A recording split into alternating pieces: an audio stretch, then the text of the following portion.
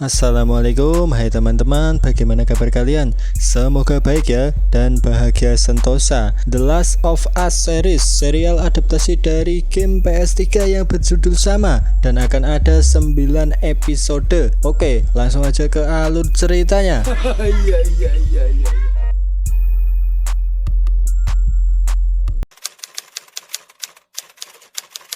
Sekitar pada tahun 1968, di suatu acara TV, seorang ilmuwan membicarakan tentang penemuan wabah infeksi jamur. Penemuan itu ia dapatkan setelah ia meneliti seekor semut, di mana setelah infeksi jamur menyerang, tubuh semut itu akan mengalami halusinasi dan pikirannya akan diambil alih oleh jamur tersebut. Bukan tidak mungkin jika infeksi jamur yang sama juga akan menyerang makhluk hidup yang lain seperti manusia.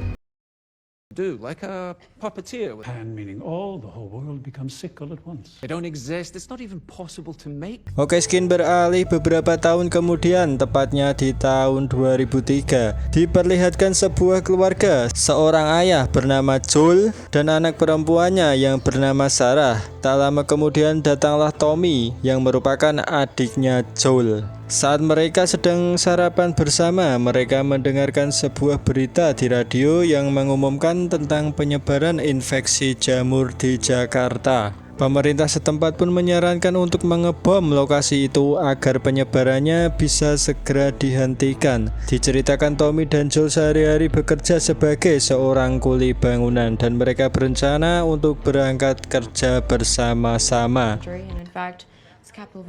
Jakarta. Where is that, Middle East? Kebetulan hari itu adalah hari ulang tahun Joel, jadi Sarah berencana memperbaiki jam tangan ayahnya sebagai hadiah ulang tahun. Sepulang sekolah, Sarah pun pergi ke sebuah toko jam untuk memperbaiki jam tangan sang ayah. Saat itu, istri pemilik toko jam bertingkah sangat aneh karena ia menyuruh Sarah untuk segera pergi dan tiba-tiba menutup tokonya. We're closing. Sebelum pulang, Sarah pun menyempatkan diri untuk mampir di rumah tetangganya yang bernama Nyonya Adler. Di sana ia sempat membantu Nyonya Adler membuat semacam kue, lalu kemudian ia pulang karena hari sudah menjelang malam. Well, no, there was just a lot of police. Singkat cerita, Joel akhirnya pulang. Sarah langsung memberikan kado untuk sang ayah dan mengajaknya menonton film untuk merayakan ulang tahunnya. Di tengah pemutaran film itu, Sarah pun tertidur di pangkuan sang ayah. Lalu Joel mendapatkan telepon dari Tommy yang mengatakan bahwa ia ditangkap oleh polisi karena terlibat perkelahian di sebuah bar. Karena hal itulah, Joel pun mengantar Sarah ke dalam kamarnya dan bergegas pergi ke kantor polisi. I saw hardcore drugs. It's better when I do. Saat tengah malam, Sarah tiba-tiba terbangun karena suara sirine mobil polisi yang berlalu lalang di depan rumahnya. Sarah yang ketakutan lantas pergi mencari sang ayah, namun ternyata ayahnya tidak ada di rumah. Di depan rumahnya, Sarah pun bertemu dengan anjing peliharaan Nyonya Adler. Saat ia akan mengantarkan anjing itu kembali ke rumahnya, anjing itu malah ketakutan dan kabur begitu saja. Sarah yang penasaran akhirnya memberanikan diri untuk masuk ke rumah Nyonya Adler, dan betapa terkejutnya ia saat melihat semua keluarga Nyonya Adler telah mati dimakan oleh ibunya Nyonya Adler. Untung saja Joel tiba di saat yang tepat sehingga ia pun berhasil menyelamatkan putrinya itu. Ia, Tommy, dan Sarah kemudian masuk ke dalam mobil dan mencoba mencari tempat yang aman untuk bersembunyi. Dapat dilihat, kini sebagian besar warga kota telah terjangkit infeksi jamur yang membuat mereka bertingkah layaknya zombie. Dan bagi siapapun yang terkena gigitan dari zombie juga akan terinfeksi jamur tersebut. Joel, Tommy, dan Sarah terus berusaha mencari tempat yang aman di tengah kekacauan kota. Namun sayangnya mereka mengalami kecelakaan.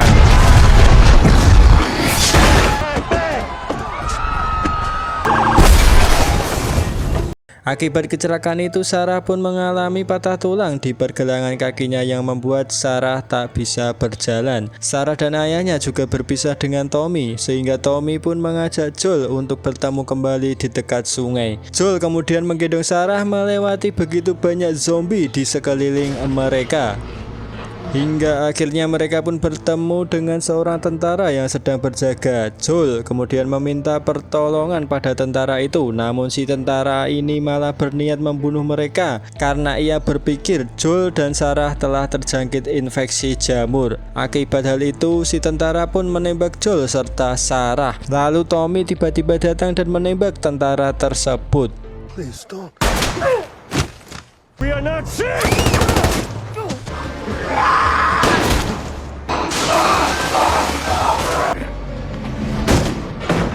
Sayangnya, tembakan dari tentara sebelumnya berhasil mengenai tubuh Sarah sehingga ia pun harus meninggoy. Baby, listen to me. I gotta get you up. No. I know we're there. No. 20 tahun kemudian, Joel saat ini tinggal di zona karantina yang terletak di Boston, Amerika Serikat. Zona itu saat ini dikelola oleh Badan Penanggulangan Bencana Federa atau yang biasa disebut dengan Federa. Setiap harinya orang-orang yang masuk ke zona itu akan langsung diperiksa, dan apabila mereka positif terkena infeksi jamur, maka mereka akan langsung dibunuh dan dibakar.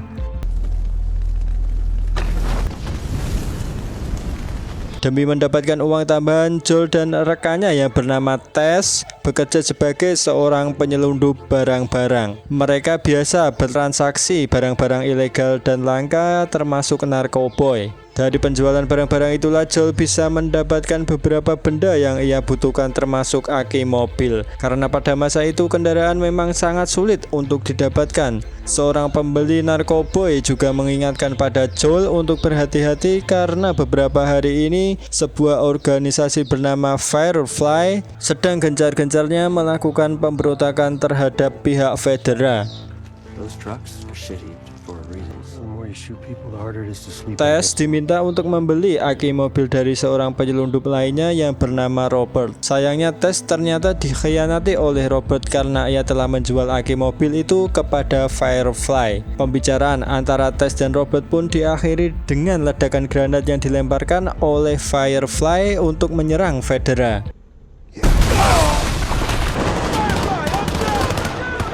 Akibat hal itu pula, Tess akhirnya ditangkap oleh pihak Federa karena ia dianggap sebagai salah satu anggota Firefly. Di balik semuanya, Joel memang sangat membutuhkan aki mobil itu karena dalam beberapa hari ini ia telah kehilangan kontak dari Tommy. Ia khawatir akan keselamatan Tommy sehingga ia pun berencana untuk keluar dari zona karantina dengan menggunakan sebuah mobil. Setelah mengetahui bahwa aki mobilnya telah dijual ke pihak Firefly, Joel dan Tess berencana untuk merebut kembali aki tersebut.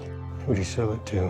Don't know. Well, where is it? And if I don't get to Tommy soon, he's gonna die out there. Skin lalu beralih memperlihatkan seorang anak bernama Ellie yang dikurung oleh organisasi Firefly. Pemimpin Firefly yang bernama Merlin menghimbau anggotanya untuk terus mengalihkan perhatian Federa karena seluruh anggota Firefly berencana untuk kabur dari Boston dengan membawa Ellie. Ellie memang merupakan salah satu aset berharga bagi organisasi Firefly karena ia memiliki sebuah keistimewaan di mana walaupun ia pernah digigit oleh zombie, Ellie memiliki autoimun yang membuatnya kebal dari infeksi jamur tersebut. Because it's where you'd be safest, and you were safe there until you decided. Singkat cerita, Joel dan Tess akhirnya sampai di markas organisasi Firefly. Di sana ia pun melihat sebuah mayat yang sudah berubah menjadi jamur, serta Robert dan anak buahnya yang mati dibunuh oleh Merlin. Merlin mengatakan bahwa Robert juga telah menipunya karena aki mobil yang ia jual ternyata sudah rusak. Melihat potensi yang dimiliki Joel dan Tess, Merlin pun meminta mereka untuk menyelundupkan menghidupkan Ellie ke Massachusetts State House dengan imbalan apapun yang mereka inginkan. Saat mereka menyelinap keluar dari zona karantina, Joel, Tas, dan Ellie dicegat oleh seorang tentara. Joel sangatlah marah pada momen itu karena mengingatkan pada Sarah sehingga ia pun memukuli tentara itu hingga meninggoy. Setelah itu, Tess pun menyadari bahwa Ellie telah tergigit oleh zombie. Namun dengan keistimewaan yang ia miliki, Ellie mengaku kebal dari infeksi jamur tersebut dan episode 1 pun selesai. Oke, di episode 2 nanti kita akan menyaksikan aksi artis kawakan Indonesia Christine Hakim. See you next video.